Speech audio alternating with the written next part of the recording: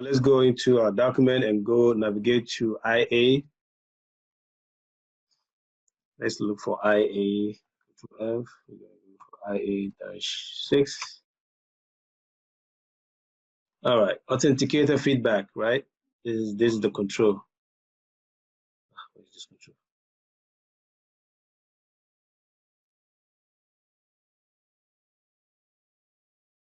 All right, there we go. So I'm going to copy this name. The control name is Authenticator feedback. And again, let me just add this. Sometimes too, you know, the family of the control here is identification. IA stands for identification and authentication. All right.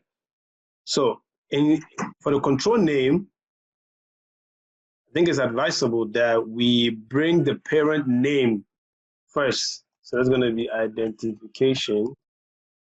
Some supervisors will push this back to you to put the parent name before you have the control name. It's identification, authentication.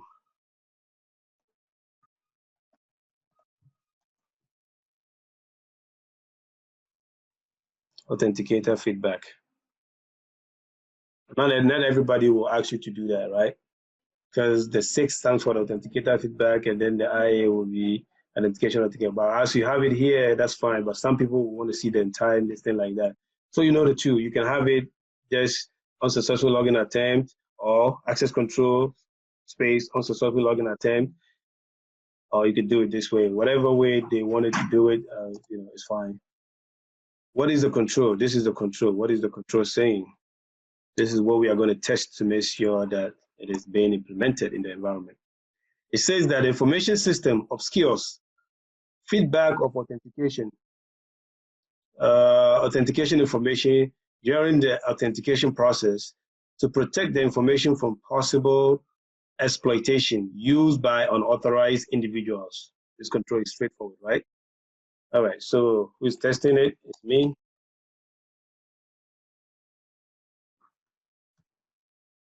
Then the date of the test is, all right. So what is authenticator feedback, right? If you are entering any, so let's go back to our server, or maybe our machine linked to the server. I have Dave Cole, or maybe a new user. I'm going to use Imran, Kamil. And then I'm going to start typing in a password. So you see what I'm doing? The authentication feedback is saying that whatever I'm typing, there should not be anything readable. If they did not implement that, it means if I'm typing A, I will see A. If I'm typing B, I will see B, which means someone can what? Shoulder shove you and actually copy or steal your password. That's number one, authenticator feedback. When you are entering your authenticator, so whenever you hear the word authenticator, it's just a fancy way of saying passwords, right? So you're entering your authentication, right? So identification and authentication, the identification is pretty much this. It's identifying who is entering the system. Authentication is the password that you enter. That's what ends the name of the control, identification and authentication, right? So if I'm entering my authenticator or my password, it should not reveal my real password in the readable form. If any system is doing that, it's going to fail the IA-6 control. It should not be showing your password. And also, if I enter the wrong password, like I just did, and I enter, you see, this is also another form of authentication feedback. The username or the password is incorrect. Try again. See, the username or password. But if my authentication feedback is saying that the password is incorrect, guess what? I know that my username was correct. If I'm a hacker, then I know at least I crossed one bridge. 50% of the job is done. Or they say the username is incorrect. Guess what? It just pointed out to me that the password that I just guessed is right. So I know, and now my work is 50% done. I'm not going to worry about the password. Now I'm going to start hustling about the username until I get that right. So that's why authentication feedback is very, very important. When you are designing a system, you always have to make the error message ambiguous. The username or password is incorrect. Now, if I'm a hacker, I'm going to scratch my head. So which of the two did I get right? I don't know. So now I don't know if the username or the password, which one is not right. That is the essence of what authentication feedback. You should not be giving feedback that is so obvious for the hacker or the bad guy to know exactly what is wrong with the system. And that's exactly what we're going to be testing here. All right. So we go back into our assessment SharePoint, and then we're going to navigate and go get our evidence that is submitted to us. So they submitted this evidence. You know, this is an example, right? This is from the IMOTech, obviously. So I'm entering my username, but the password that I'm entering is just asterisk. Nothing is showing. So this part of the control is good. And also, when I enter the wrong password, it didn't give me like a specific failure. It says we do not recognize your username and or password. So that is the essence, and or password. So now I don't know which one is right, which one was wrong. So this control is actually working perfect to prevent the system from being hacked. So that was a screenshot, yeah. Yeah. But the one I showed on the server was just a real-time explanation of how it works. Yeah, got it. All right. So now let's write our results. Our procedure. What are we going to do? What did we get? We got what? We obtained the configuration settings, right? So we're going to say IMOTech obtained the configuration settings. And I'm going to stress this again. Always try to write a good procedure, exactly what you did or what happened. So IMOTech obtained the configuration settings. If you want to be more detailed, say IMOTech obtained configuration settings from the client, which was provided on this date and uploaded on the SharePoint. I see some people that are that detailed, and I kid you not, they will tell you exactly what happened with everything. But you know, it's good to be detailed in this kind of thing. So you don't want to be, you know, getting some stuff kicking back at you to fix stuff. IMOTech solution obtain. Why now? Let's get some details here. Obtain the Dynamo configuration settings from the security control assessment. The SCAR stands for security control assessment. Security control assessment SharePoint site. No, if we do that, it's not going to be because it's not going to be the SharePoint. The SharePoint site is within the organization anyway. So from the, say, ISO, from DEE ISO, and was uploaded. I'm just going to be a little bit detailed here, and uploaded onto the security control assessment SharePoint site on, say,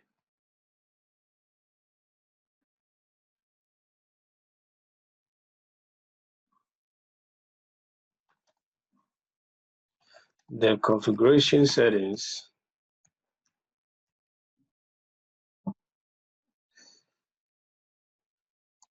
for feedback, Authenticator feedback. Just doing this so you can know exactly, if you want to be that detailed, you can.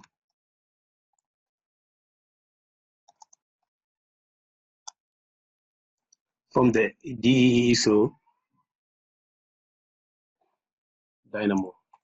Dynamo system ISO,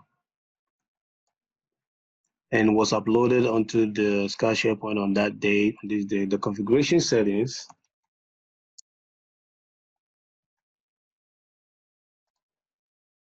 was tested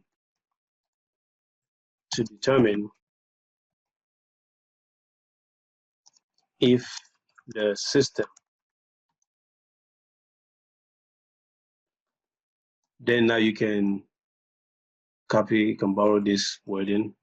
If the system obscure, that's the control, obscure feedback of authentication information. So those information, the asterisks and the error messages during the authentication process to protect the information from possible exploitation, exploitation or use by unauthorized individuals. So this is your statement. So you see how detailed you can go, be creative and then be detailed if you want, so that whoever is reviewing your work will have no follow-up question for you if you want to be that detailed. All right. So what is the evidence? Let's get our evidence PBC name. So on the SharePoint, the name of the evidence that we're using is what? PBC number 100, Authenticator Feedback. So this is the right way we should name the controls.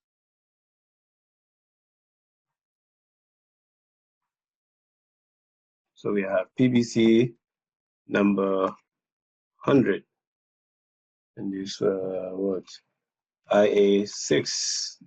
This is Authenticator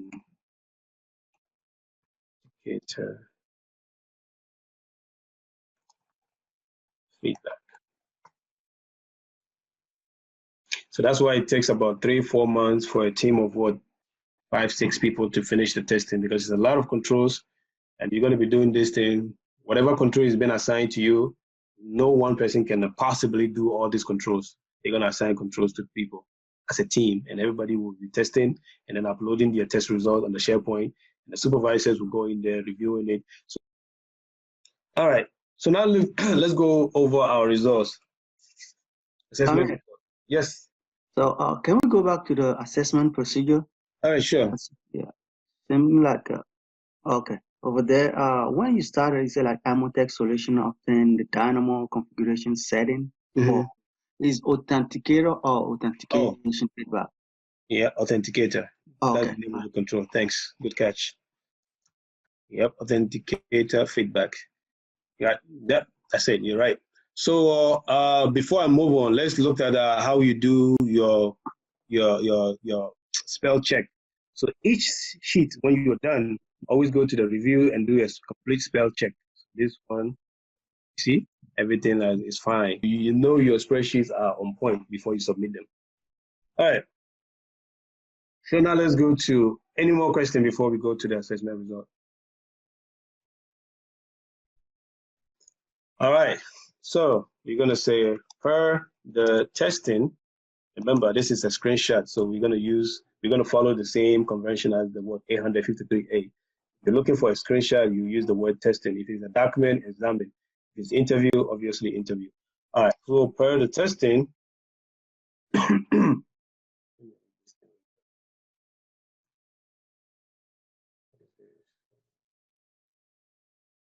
okay, yeah, I'll get to that. All right, cool. So per the testing, Imotech noted that the Dynamo system is designed, or however you want to put your result. This is up to you. This point is you. That's you. That's however you want to write it. The point is you have to portray the right information. You have to communicate clearly what you did or what you observed. Per the testing, Imotech solution, that noted that the Dynamo system is designed to obscure feedback. I'm going to borrow this information. It's designed to obscure feedback of authentication information during the authentication process to protect the information from possible exploitation used by unauthorized individual. So this one, we just examined it and everything was fine, no exception, no exception noted.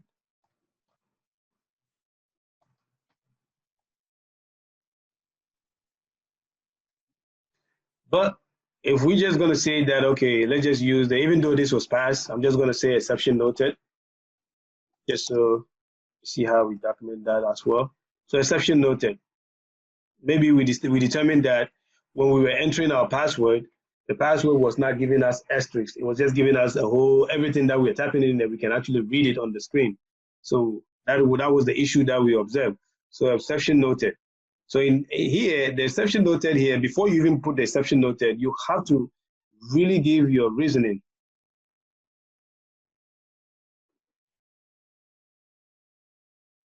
So here we say, upon examination, upon testing of the screenshot, we observe that the password or the authenticator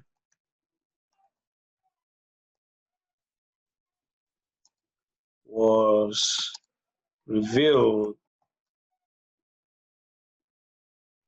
in plain language during the input process. However you want to explain it, you can explain it better than that. This one I just did. The point is you're trying to portray what you observe. So upon testing of the screenshot, we observed that the password or the authenticator, so here, was not designed, or is not designed. It's not designed to obscure. Okay. So upon testing, now further explanation. Upon testing of the screenshot, we observed that the password of the authenticator was revealed, or the password or the authenticator was revealed in plain language during the input process, instead of it being in plain, instead of being obscure.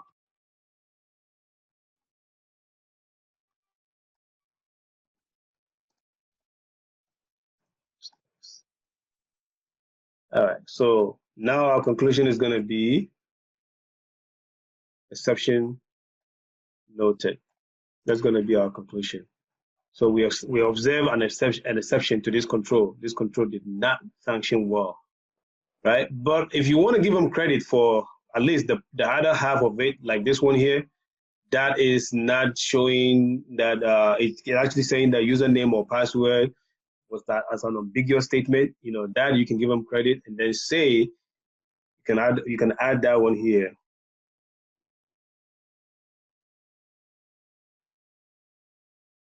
So I'll probably say this, and I'll use however to join it.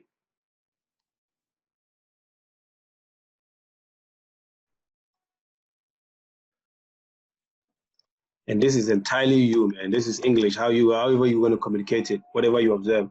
The feedback of authentication when we enter a wrong, or when a wrong password, when a wrong password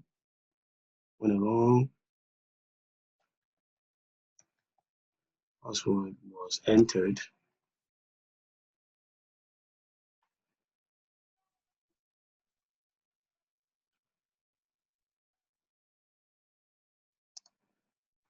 was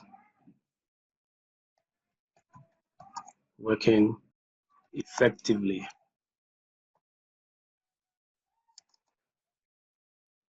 by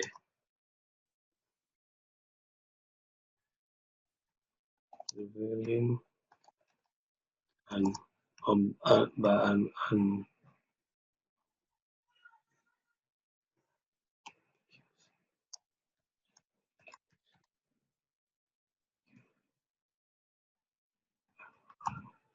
statement. All right. However,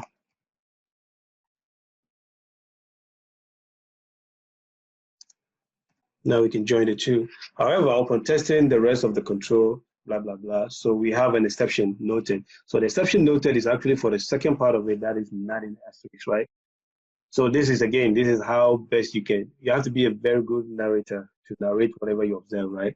And then your supervisor will go and review and see exactly what you observe. If it is in line, then he gives his blessing by signing and closing out the control. All right, so we go down here. So here we're going to say issues noted.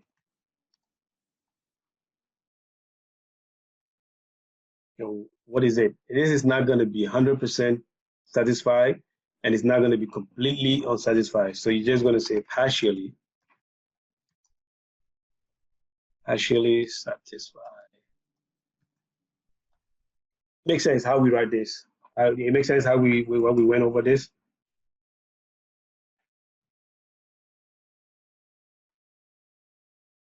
Any question on that? No. No questions. No questions. Okay. So someone will ask me, so what is the use of this one here? This site, the sample. So if you are testing, I tried to see if I can mimic that, but it was not possible. And I don't want to reveal any agency information, so that's why I stopped that. I don't want to, but I can just give a brief explanation of how this works. So if you are testing access control AC2, right? Remember, there's a portion of the control that requires everybody that is going to be accessing the system to have a form that was submitted, or an email form, or whatever, an email that was submitted from the HR to the system team and say, hey, this guy started with us this week, he's going to start this week. So here's his information, blah, blah, blah. His access has been approved. So give him access to Dynamo system, right? That form. We're going to, let's say Dynamo system has about 1,000 users.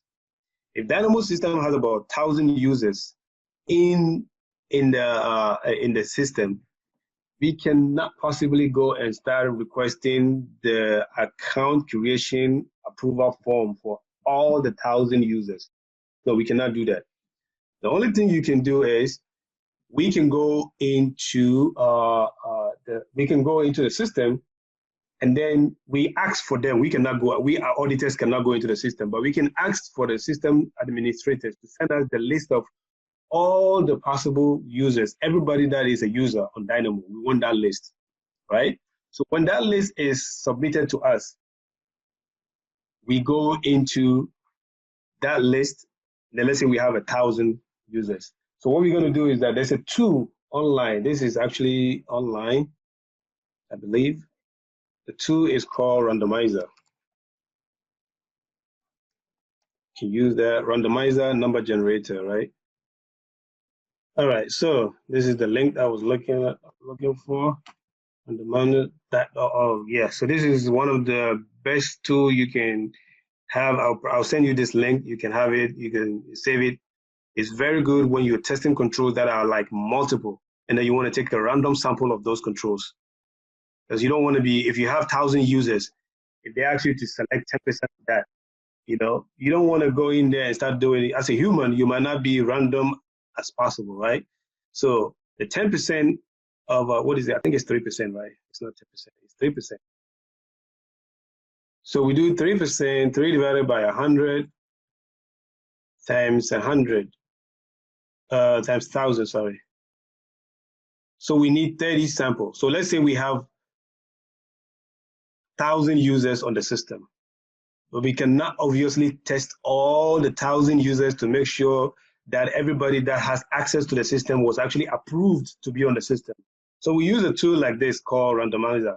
So how many set of numbers do you want? We just wanted to generate one set of numbers, right? We put one in there. How many number per set? So because we just want one, we need 30. That's when we did our math, 3% of 1,000 is 30. So we're gonna put the range from 1 to 1,000. Do you wish each number in a set to remain unique? Yes, we don't want any repetition because we are trying to test the controls here. Do you wish to start the number that sort the number that is generated? No, we don't want any sorting. place markers off. Do you wish to view the random numbers? Yes, yeah, let's place these markers off. All right, so now we're just gonna go to randomize. So you see, if we have 1,000 users, this is how we are gonna select this control. So we're gonna, once we asked from HR, say HR, give us the list of everybody that is using that system. They give us the list 1,000. We verify that the list is 1,000. And then we do our math. 3% of 1,000 is 30. Then we're gonna send an email back to HR and say, okay, and then all these numbers, they're corresponding to name of people, remember, because when they send you the list, number 1, John Doe, number 2, Daniel, number so and so, number 3, Fanny, whatever it is, right? They have those names. So if 446 is John Doe, you're gonna write, we need you to submit us the access request form that was approved before John Doe was accessing this system. And then we need that. 107, whatever name corresponds to 107, we're gonna send it to them and then we ask for those. So 30 is what we can test. And remember we talked about the depth and the coverage. So the coverage, we are able to do the coverage because we use a tool that is more scientific in randomizing numbers than if I was to do the random by myself. I probably would not be effective in doing the randomization. They have some intelligence built in this kind of tool that do, you know, when they do the randomization, they make it more scientific when you do randomization. These are some of the things that goes in here. So 446, 107, 915, this is exactly what you're gonna be writing in here. What is this? Got it, go. This is what you're going to be writing here. So sample 1 is going to be, with 446 correspond to John Doe. We're going to put his name here. That is if you are testing AC2, access control, account management, right? And then once we get all our list listed, then the test attribute, we look for account approver or account request and account approver. If it is passed, we put account approver pass, account request pass. There was a request and account approver pass. The work reference, wherever this information is going to be stored, you're going to put that reference here. Any comment that you have. So sometimes you have a comment that, okay, we noticed that John Doe has an account request from HR that was submitted, but no one actually approved it before he got access into the system. So there was no approval. The form was there, but nobody signed it to approve. Conclusion, partially satisfied. So now they have to go back in there and review it and see what happened. Somebody dropped the ball right there. They didn't approve the account before it was created. And then they examine it and see if it is a legitimate account in the first place. So these are where we do all this. If you have any control that requires us to take a sample, whatever sample you take, you put them here. Any question on this?